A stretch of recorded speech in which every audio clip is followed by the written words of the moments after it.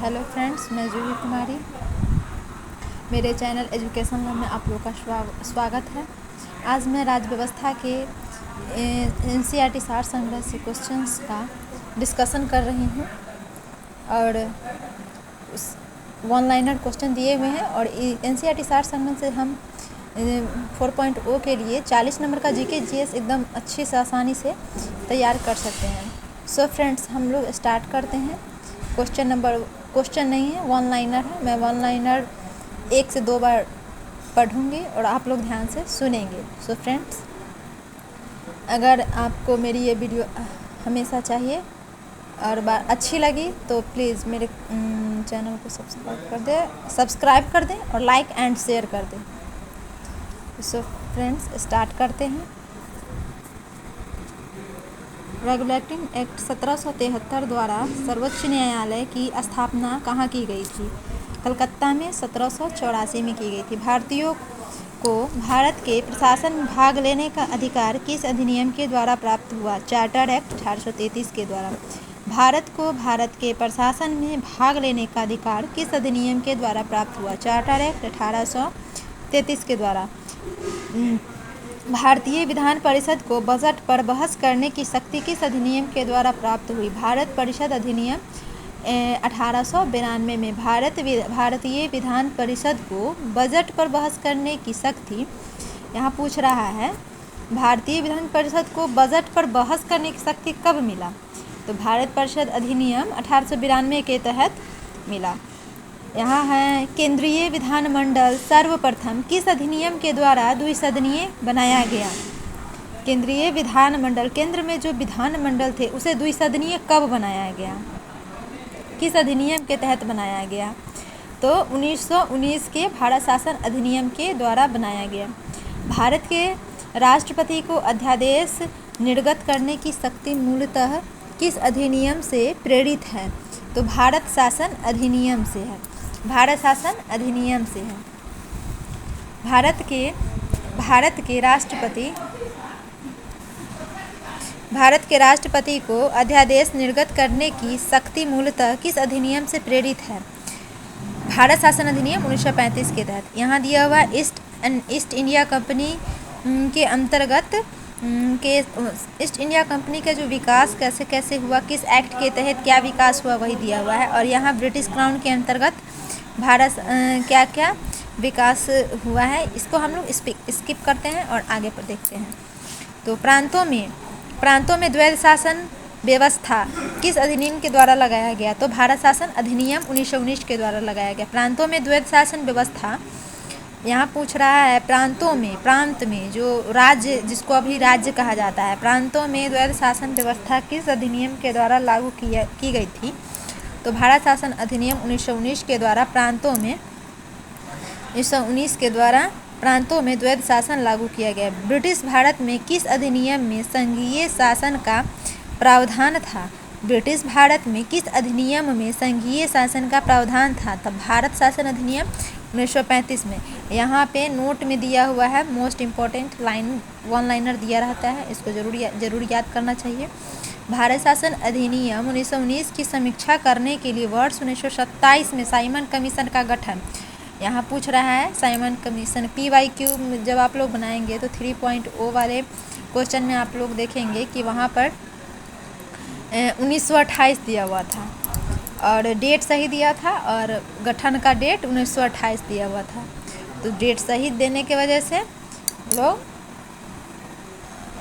वहाँ कंफ्यूज हो गए थे, मतलब डेट और ईयर में वहाँ हेर फेर कर दिया था, इस वजह से हम भी दिए थे और हम लोग भी कंफ्यूज हो गए थे। सो फ्रेंड्स, एकदम ध्यान से 1927 में गठन हुआ था। डेट चाहे जो हो, लेकिन हमें ईयर अगर ध्यान में रहेगा तो हम लोग सही कर लेंगे। और 3 फरवरी 1928 को वो भारत आए थे। साइमन कमीशन का गठन हुआ था 1927 में और वो लोग भारत आए थे 1928 में। 3 फरवरी 1928 को वो लोग भारत आए थे। साइमन कमीशन 7 सदस्यीय आयोग था जिसमें एक भी भारतीय नहीं थे और वे लोग 3 फरवरी 1928 को भारत आए थे। अखिल भारतीय संघ स्थापित करने का प्रावधान अधिनियम किस अधिनियम में किया गया था? अखिल भारतीय संघ स्थापित करने का प्रावधान भारत शासन अधिनियम 1935 के तहत किया गया था। भारत के संविधान में केंद्र और राज्य के मध्य किया गया शक्तियों का विभाजन भारत सरकार अधिनियम 1935 को पर आधारित है। भारत के संविधान में केंद्र और राज्यों के मध्य किया गया शक्तियों का विभाजन भारत सरकार अधिनियम 1935 पर आधारित है। एक निर्वाचित संविधान सभा द्वारा भारत के संविधान का निर्माण करने का प्रस्ताव क्रिप्स मिशन के द्वारा दिया गया था। संविधान का निर्माण करने का प्रस्ताव किसके द्वारा दिया गया था? क्रिप्स मिशन के द्वारा। संविधान का सर्वप्रथम संविधान निर्माण का प्रस्ताव क्रिप्स मिशन के द्वारा दिया गया था। भारतीय संविधान सभा का गठन कैबिनेट मिशन 1946 ईस्वी के अंतर्गत किया गया था। भारतीय संविधान सभा का गठन कैबिनेट मिशन 1946 ईस्वी के अंतर्गत किया गया था। कैबिनेट मिशन द्वारा प्रस्तुत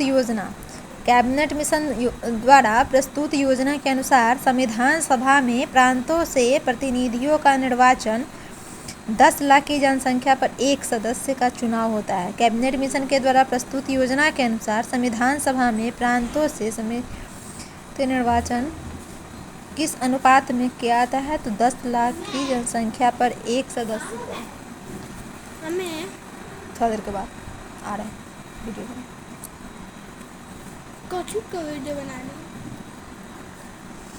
भारतीय संविधान का निर्माण करने वाली संविधान सभा के सदस्यों का चुनाव किसके द्वारा किया गया था? यहाँ दोस्तों पूछ रहा है कि निर्माण करने वाली संविधान सभा के सदस्यों का चुनाव किसके द्वारा किया गया था? तो विभिन्न प्रांतों की विधान सभाओं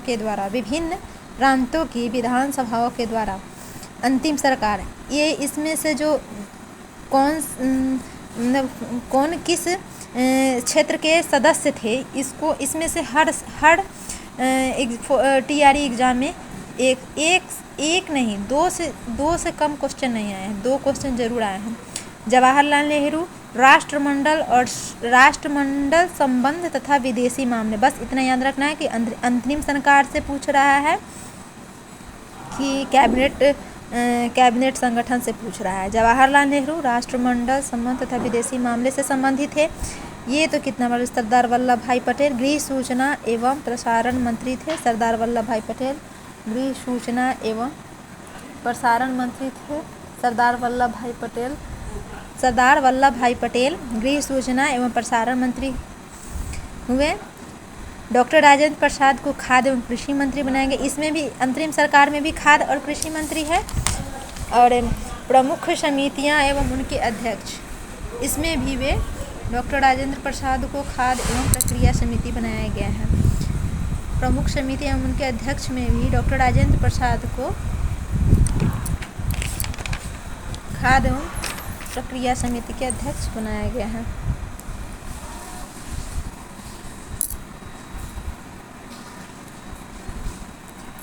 डॉक्टर जॉन मथाई उद्योग एवं नागरिक आपूर्ति मंत्री थे। डॉक्टर जॉन मथाई उद्योग एवं नागरिक आपूर्ति हुए। जगजीवन राम श्रम मंत्री बने। सरदार वल्लभ भाई पटेल रक्षा मंत्री। लियाकत अली खां वित्त मंत्री। सी राजगोपालाचारी शिक्षा एवं कला मंत्री थे। सी राजगोपालाचारी शिक्षा एवं कला मंत्री बनाए गए थे। अंतरिम सरकार का गठन 1946 में, ये आप लोग याद रखेंगे, अंतरिम सरकार का गठन 1946 में किया गया था। अंतरिम सरकार का गठन 1946 में किया गया था। भारत की संविधान सभा की पहली बैठक 9 दिसंबर 1946 को हुआ। भारत में संविधान सभा का गठन। भारत की संविधान सभा का गठन पहली बैठक 9 दिसंबर 1946 को हुआ था। भारतीय संविधान का प्रथम प्रारूप सर BN राव द्वारा तैयार किया गया था। भारतीय संविधान का प्रथम प्रारूप सर BN राव तैयार किया गया था। विधानसभा का अस्थायी अध्यक्ष डॉक्टर राजेंद्र प्रसाद चुने गए। संविधान सभा के अस्थायी अध्यक्ष डॉक्टर राजेंद्र प्रसाद चुने गए थे। संविधान सभा में पंडित नेहरू द्वारा उद्देश्य प्रस्ताव कब प्रस्तुत किया गया था? संविधान सभा में पंडित नेहरू द्वारा उद्देश्य प्रस्ताव कब प्रस्तुत किया गया था? 13 दिसंबर 1946 में पंडित नेहरू द्वारा उद्देश्य प्रस्ताव कब प्रस्तुत किया गया था? 13 दिसंबर 1946 को।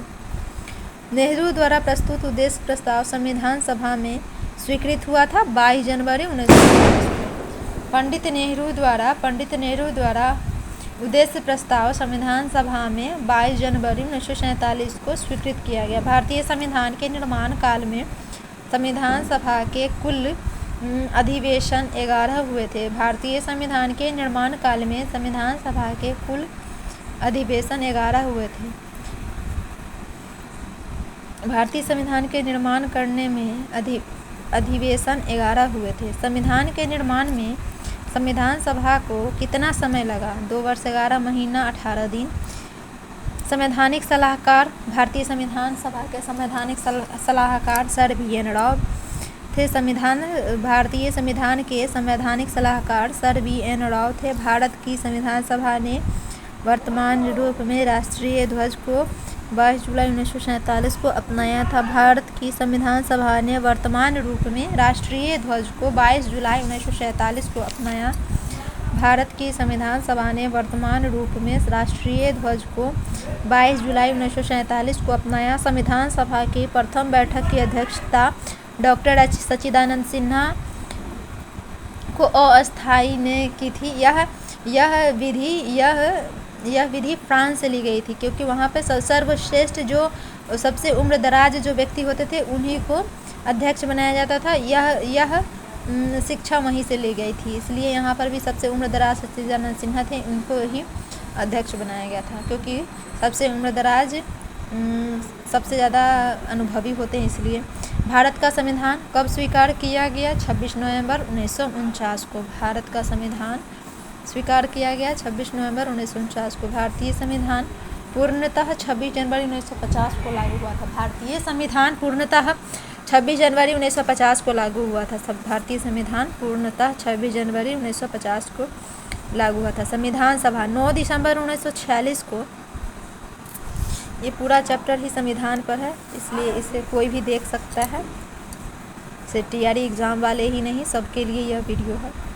9 दिसंबर 1946 को संविधान सभा की प्रथम बैठक हुई, जिसमें डॉक्टर सच्चिदानंद सिन्हा को अस्थायी अध्यक्ष तथा 11 दिसंबर 1946 को डॉक्टर राजेंद्र प्रसाद को अस्थायी अध्यक्ष चुना गया था। देखिए, सच्चिदानंद सिन्हा को 9 दिसंबर 1946 को चुना गया और डॉक्टर राजेंद्र प्रसाद को 11 दिसंबर 1946 को अस्थायी अध्यक्ष चुना गया था। संविधान निर्माण का प्रारंभ हो गया था 13 दिसंबर 1946 को पंडित जवाहरलाल नेहरू द्वारा प्रस्तुत उद्देश्य प्रस्ताव दिए गए से हुआ। 22